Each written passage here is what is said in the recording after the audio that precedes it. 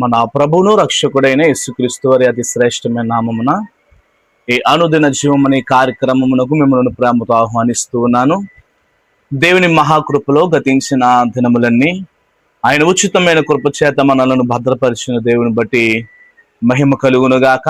మీరందరూ క్షేమకరంగా ఉన్నారని నేను నమ్ముచున్నాను. దేవుని యొక్క కృపలో మరి లేవదే కాలము దేవుని వాగ్దానమును మనము జ్ఞాపం చేసుకోవడానికి ప్రభు అయిన దేవుడు అనుగ్రహించిన ఈ కృపను బట్టి ప్రభుని స్తుతిస్తూ ఉన్నాను. ఈరోజు దేవుని వాక్యములో నుండి రెండవ దశలోనిక పత్రిక 3వ అధ్యాయము 3వ వచనము మనం జ్ఞాపనం చేసుకున్నట్లయితే, అయితే ప్రభువు నమ్మదగిన వాడు, ఆయన మిమ్ములను స్థిరపరిచి దుష్టత్వము నుండి మిమ్ములను కాపాడును. ఇదేనా అనేక మంది నెమ్మది లేకుండగా, సమాధానం లేకుండగా, రక్షణ లేకుండగా అనేక మంది అనేకమైన హింసలు పొందుతూ ఉన్నారు. కానీ ఇక్కడ మనం చూసుకున్నట్లయితే ప్రభువు నమ్మదగిన వాడు. ఇదేనా ఈ లోకంలో మనం ఎవరిని ఆధారం చేసుకున్న వారి దగ్గర నుండి మనకి రక్షణ గాని నమ్మకము గాని చూడలేకపోతూ ఉన్నాం. ఎక్కడ చూసినా జనకుడైన అపవాది ప్రతి మనిషిని వారి యొక్క ప్రేమల నుండి, వారి యొక్క నమ్మకత్వము నుండి, వారి యొక్క విశ్వాసముల నుండి వారిని చెడగొడుతూ ఉన్నాడు. కానీ ప్రభు వాక్యం అంటూ ఉంది, ప్రభువు నమ్మదగినవాడు, ఆయన నమ్మదగినవాడు, ఆయన మిమ్మల్ని స్థిరపరిచి దుష్టత్వము నుండి, అనగా మనం చూసుకున్నట్లయితే దుష్టుడు నుండి ఆయన మిమ్మలను కాపాడును. ఇది నాన్న ప్రతి ఒక్క క్రైస్తవ జీవితంలో అనేకమైన విధములుగా దుష్టత్వములో పడిపోతూ ఉన్నారు. అనేకమైన విధములుగా లోకములో పడిపోతూ ఉన్నారు. దేవుని యందు స్థిరత్వము లేని జీవితాలు జీవిస్తూ ఉన్నారు. నా ప్రియ సహోదరి సహోదరుడా, ఈ దినాన నీ జీవితంలో స్థిరత్వం కలిగి, స్థిరమైన విశ్వాసము కలిగి, స్థిరమైన నమ్మకము కలిగి, స్థిరమైన భయభక్తులు కలిగి నువ్వు దేవుని యందు నడిపింపగలుగుచున్నావా?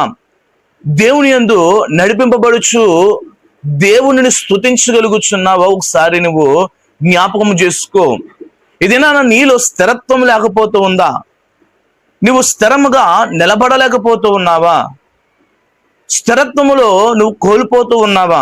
దేవుడు నీకు అప్పగించిన పనిలో కావచ్చు, నువ్వు చేసుకుంటున్న వ్యాపారమే కావచ్చు, జీవనోపాధి ఏదైనా సరే, దానిలో నువ్వు స్థిరత్వం కలిగి జీవించాలి. ప్రభు నిన్ను ఒక చోట నిలబెట్టాడు. ఆయన ఒకరి ఎదుట నిన్ను నిలబెట్టినప్పుడు ఆ ఒక స్థలంలో నువ్వు అనేకులకు నువ్వు మాదిరికరంగా నువ్వు జీవించాలి, స్థిరపరచబడాలి. నువ్వు స్థిరపరచబడిన తర్వాత నువ్వు దేవునిని మహిమపరచగలుగుతావు. నీ ద్వారా ప్రభు నామము గణపరచబడబడుతుంది. ఇదే నన్ను అనేక మంది స్థిరత్వము కోల్పోయి వారు నిలిచి ఉన్న స్థలములో వారు స్థిరత్వము లేకుండా నమ్మకమును కోల్పోయి అనేక మంది జీవిస్తూ ఉన్నారు.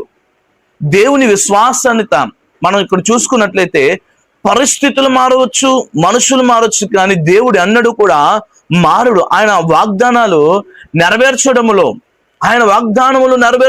నమ్మదగిన వాడు ఆయన ప్రభు. ఈ దినాన నీకు వాగ్దానం ఇచ్చాడా? నీ జీవితంలో కార్యము జరిగిస్తానని ప్రభు నిన్ను ఒక వాగ్దానం ద్వారా ప్రభు నీతో మాట్లాడి ఉన్నాడేమో. అయితే అది ఆలస్యం అవుతుందని ఎంత మాత్రం కూడా భయపడొద్దు. ఆలస్యం అవుతుందని దిగులు చెందొద్దు. ఆయన ఇచ్చే వరకు కూడా ఎదురు చూడు. నువ్వు ఎదురు చూడడంలో ఆయన బలమును పొందుకోగలుగుతావు. నువ్వు ఎదురు చూడడంలో ఆయన శక్తిని పొందుకోగలుగుతావు. మనము దేవుని యందు విశ్వాసతను పెంచుకోవాలనంటే ఆయన యందు నిరీక్షణ గలవారై ఉండాలి. మీరు నిరీక్షణ గలవారై శ్రమల యందు ఓర్పు, పట్టుదల కలిగి, ప్రార్థన యందు విశ్వాసత కలిగి జీవించండి అని పరిశుద్ధ లేఖనములు మనకు సెలవిస్తూ ఉన్నాయి. ఆయన నిన్ను నిర్మించింది. ఆయన ఈ లోకం అంతటిను కూడా తన నోటి మాటతో చేసిన దేవుడు. కానీ ఆయన నిన్ను తన చేతులతో ఆయన నిన్ను నిర్మించుకున్నాడు. ఆయన తన చేతులతో నిన్ను నిర్మించుకున్న దేవుడు. భయపడవద్దు. ఈ లోక శ్రమలు మనల్ని ఏమీ చేయలేవు. ఈ లోకపు ఆలోచన మనల్ని ఏమి చేయలేదు.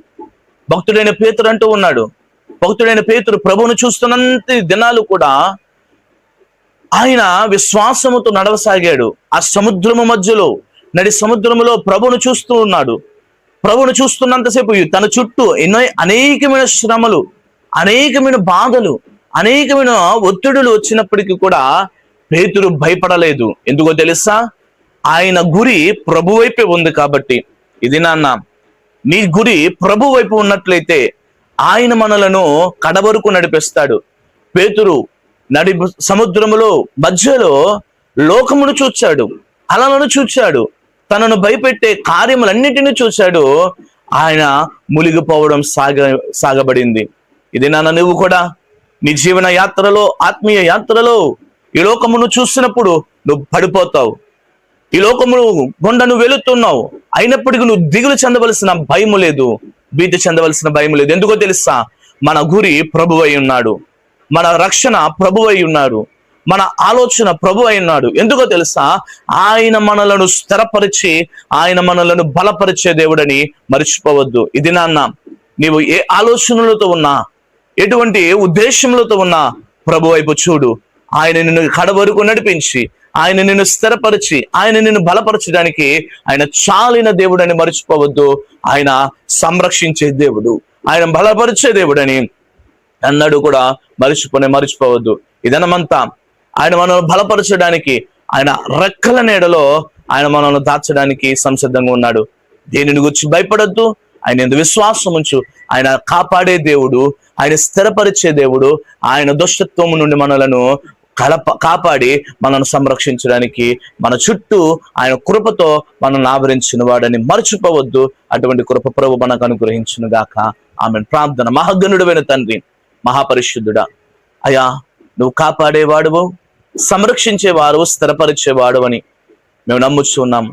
నీ బిడ్డలు ఏ ఆలోచనలతో ఉన్నారో ఆలోచనను తొలగించి, నీ బిడ్డల జీవన పాదులలో, నీ బిడ్డల యాత్రలో వారి యొక్క ఆత్మీయ స్థితిగతులను మీరు బలపరిచి స్థిరపరచమని ప్రార్థిస్తూ ఉన్నాను.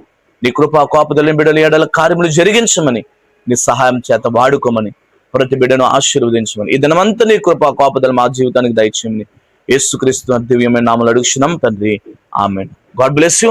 దేవుని మహాకృపలో ఆయన మనలను, మన కుటుంబాలను దీవించి బలపరిచి ఆశీర్వదించును గాక. ఈ అనుదిన జీవం అనే కార్యక్రమము ఆశీర్వాదకరంగా మీకు ఉన్నట్లయితే ఈ ఛానల్ సబ్స్క్రైబ్ చేయండి. అనేకులకు ఈ మాటలు తెలియపరచవలసిందిగా ప్రభు పేరు మనవి చేస్తున్నాను.